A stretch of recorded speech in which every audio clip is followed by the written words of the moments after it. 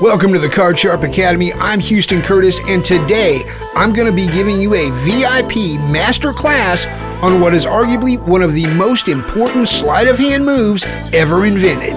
Now I'm talking about a move that started at the card table with professional poker cheats. They use this move to nullify the cut, secure slugs on the top or bottom of the deck, made millions with it over the years and are still using it today. But it was the magicians like Dai Vernon, Ricky J, Blaine who took this move and turned it into absolutely astonishing card magic that has wowed audiences all over the world.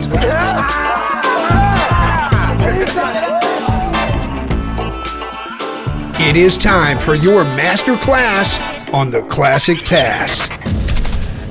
So what is the Classic Pass? It is a clandestine sleight-of-hand utility move that is used to manipulate the top half of the deck to the bottom of the deck, going unnoticed. Now there is another famous pass called the Herman Pass, which brings the bottom half to the top. And between these two, there are many variations. But today we're going to focus on the Classic Pass and some of its most famous variations, the Jiggle Pass, the Riffle Pass, and the Dribble Pass. And I'll be taking you to the card table to show you how professional card cheats use the pass to shift the advantage to their favor. Alright, now before I show you the basic mechanics of how this move works, let me give you a few examples of the Classic Pass in action. So let's start by finding a card that is about halfway down the deck. In this case, we have selected the Queen of Clubs, and we're going to keep that Queen of Clubs face up as we execute the pass for the purpose of demonstration. Now what this does is it creates an illusion that the Queen of Clubs has gone from the center of the deck to the top, when in fact, it has stayed in the same place. It is the top of the deck that has gone from the top to the bottom. So let's take an entire half of a deck and turn it over. And I'm going to now bring this top half to the bottom, which will make it appear as the bottom half has come to the top. Here we go. And just like that, the top half of the deck has gone to the bottom, therefore making it appear as if the bottom half of the deck has come to the top. And if we execute the pass again, you will see the face-up cards have gone from the top back to the bottom. It's important to note that while these demos of the Classic Pass may look magical, it is not intended to be necessarily a magical move. Notice here we'll keep the card face down and it is shifted to the top. This is a utility move that can be used for a myriad of different card hustles and ways to fool people with a deck of playing cards. So how do we do this? Well, we can learn this move in 4 simple steps. Hey guys, I'm just pausing this video long enough to give you time to hit the subscribe button and hit the like button. It really helps me out, helps out the channel. I'll point out this was originally posted from my Kardsharp Academy members only area of my YouTube channel. If you want to really get into in-depth sleight of hand, it's a few bucks a month. I'll get you as sharp as a tack. Anyway, hit the subscribe button. Thanks for supporting the channel. Let's get back to it. Step 1. Take a deck of playing cards, split it into 2 equal packets, and put a rubber band or some tape around those packets. And once you have that done, just set one packet on top of the other.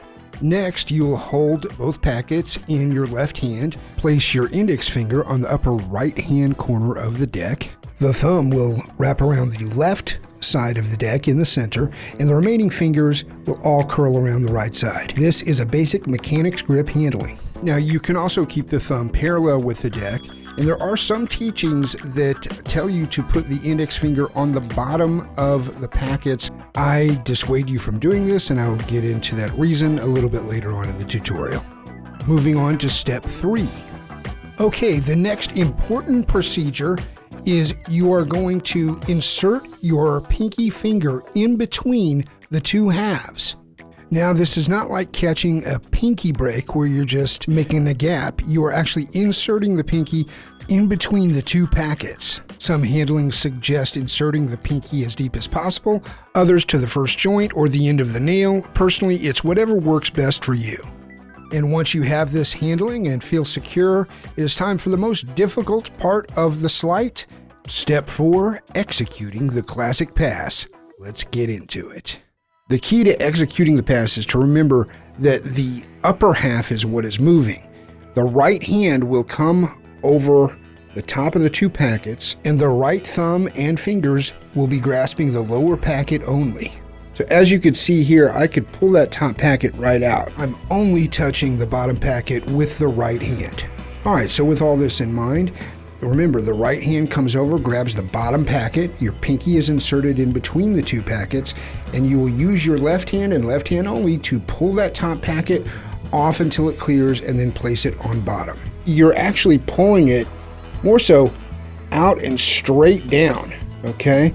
Straight down, and as soon as it clears, it comes right back up, just like that. Now let's see it from the other angle. You can see the right hand is holding the bottom packet, the thumb stays centered, dropping seamlessly from the top packet to the bottom packet as the top packet is being passed to the bottom. You can also see that I'm using the least amount of space possible. I pull that top packet off just enough to clear before it goes to the bottom. Now it's worth noting where the thumb is during this process. You can see the thumb is on the very top, and as I take the top packet and I shift it to the bottom, the thumb does not move, right? So you want to be cognizant of keeping your thumb on top of the deck. Or if you are more comfortable with the thumb straight out, then you want to make sure that you keep it parallel. The move will feel a bit awkward at first. This is why you should practice over and over with the taped or rubber banded packets. And once you feel confident enough, you can make the move without them. Take off the tape or rubber bands and try this with a regular deck of cards. Just focus on technique. Don't worry so much about speed yet. And once you start feeling good with the move and you watch it from different angles, then we can start getting into making this look invisible. But before we get into those nuances, let's go over some common pitfalls that you should avoid.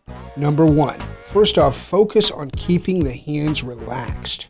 It's very easy to fall into a habit of tensing up when you go to execute the pass. Tension in the hands is also a big source of frustration when you're learning the move. This move seems very simple, but it's a little knacky. You tend to just kind of get tensed up when you're trying to learn it. So the more you can just take a breath and focus on keeping those hands super relaxed. Don't worry about what you can see and what you can't see. You know, learn to do the mechanics first, then we get into the shade and making it look invisible and understanding the angles. Second, be mindful of that left thumb. Remember earlier I told you to always keep it on the top, or if you're doing it parallel, to keep it parallel to the deck. Well, what tends to happen is people are practicing and they're thinking so much about just executing the pass that they start opening up their thumb like I'm doing right now, okay? Some will open it way up. Now, when you go to make the move and you open up your thumb like that, that is a huge tell, all right? So avoid that in your practice. Thirdly, hear this snapping sound? That is a no-no. You want to avoid that. Do not slam the packets on top of each other. Make it nice and smooth, which will help when your hands are really loose.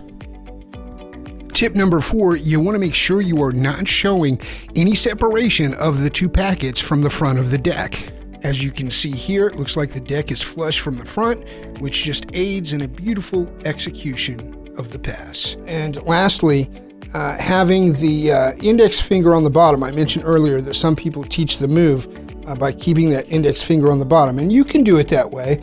A lot of people do it because they want to avoid their index finger moving all over the place when they're executing the pass. But what I've found is it tends to add more tension because you naturally want to push up on that bottom packet with that index finger, and that is no good. It just adds tension to the move, and the move should be light and loose, okay? So I keep that index finger up in that right-hand corner for that reason, all right? And some people will keep it wrapped all the way around, which is fine too. All right, so now that you understand the mechanics of the classic pass, you're probably coming to understand that this is not a move that is completely invisible. Matter of fact, it's the opposite of invisible. When you take a look at what you're seeing right here, the move being performed quickly and accurately with no shade, the classic pass is a move that at best begs for some distraction, some misdirection. A quick, oh, look at that, and you've done the pass. Classic misdirection. Beyond misdirection, there are ways that you can conceal this move and make it seem more invisible and even in many cases magical. To make the classic pass be the best it can be, you need good technique, the ability to develop your speed, a strong sense of angles, an understanding of shade, and a minimum of over 100 hours of solid practice, if not more, depending on your natural ability with a deck of playing cards. All right, let's talk about angles and deck tilt. I believe these are two moves that are synonymous with taking the classic pass to the next level. If we angle just a little to our left, and then we do an upward motion and a downward motion as we execute the pass, it now becomes seemingly invisible. All this requires is a slight angle to the left and the ability to administer the up and down angles while executing the pass. Let's take a slow motion instant replay as we execute the pass while tilting up and then back down again. And now we're going to add to your arsenal with the Jiggle Pass, which uses a jiggling motion to provide shade while executing the pass. And here's how it looks. The Jiggle Pass is simply executed under the guise of a shaking motion. Take one more look at that. Simply execute the classic pass while shaking the deck. And you can make that shake more subtle than I'm making it here. Experiment with your own style and make the shake your own. That is the Jiggle Pass. Now let's take a look at the Riffle Pass. The ace goes into the center, and with a riffle and a riffle, it's back on top. Here it is a bit slower. As soon as you execute the pass, you begin riffling the upper portion of the deck. To execute a basic riffle, you're just sliding the thumb from the bottom portion of the deck up to the top, letting the cards fall in place. So remember, as the top packet clears, you are going to slide that top packet kind of out and then tilt a little inward as the back packet falls. You simply start riffling right on top of it immediately. And as an added convincer, you could riffle the front end first and then the back. Let's bury that ace in the center again and see these mechanics in action one more time. Very deceptive move. That is the Riffle Pass. And now let's take a look at the Dribble Pass. Same thing is happening. Now, when you do the Dribble Pass, I prefer to cut a thicker stack so you have more cards to dribble, because you're essentially going to execute the pass, and as soon as that packet clears, you want to start dribbling.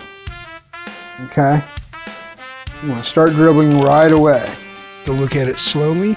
As soon as you start to execute the pass and you clear, you start the dribble. Okay, one more time. Let's do it with the ace turned over. We execute the pass. And that is the Dribble Pass.